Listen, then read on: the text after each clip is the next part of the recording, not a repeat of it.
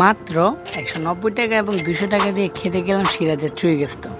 আর সাথে যদি থাকে বোরহানি তাহলে তো কোনো কথাই নেই। হ্যাঁ গাইস, আজকে আমি চলে গেলাম মোহাম্মদপুর থেকে ধানমন্ডিতে।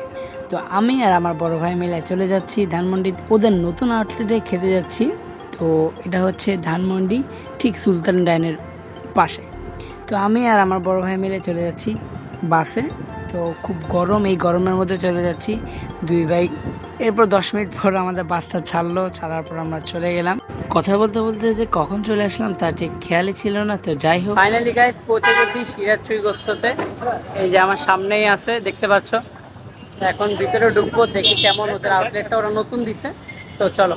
সো ফাইনালি সিরাজের এন্ট্রেন্সটা পেয়ে ঢুকে গেলাম। সামনে লিফট আর সেকেন্ড ফ্লোরে হচ্ছে তাদের আউটলেট। যাই হোক, ভিতরে অনেক ক্রাউড ছিল আর এখানে প্রায় এমন জমজমাট থাকে। তো পরে তাদের মেনু কার্ডটা দেখছিলাম আর ভাবছিলাম কি অর্ডার করা যায়। এর মধ্যে ভাবতে ভাবতে আমি আর ভাইয়া অর্ডার দিয়ে ফেললাম 190 টাকার গরু আর 200 টাকার খাসি।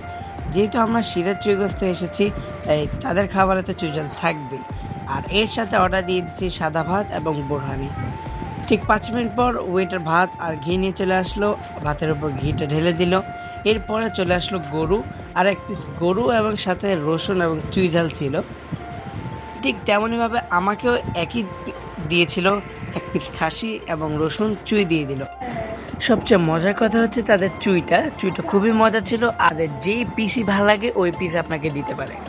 এসব কিছু দেওয়ার পর খাওয়া শুরু করে দিলাম আর সেই সুন্দর গ্রান এবং খেতেও খুব মজা ছিল। আপনারা চাইলে ট্রাই করতে পারেন। পরে খাওয়া শুরু করে ফেলার পর আর ভিডিও করতে পারি নাই।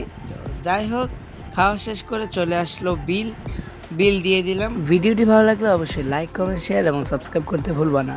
ফাইনালি গাইস খাওয়া দাওয়া শেষ, চলে যাচ্ছে আবার। বলতে গেলে খুব মজা ছিল।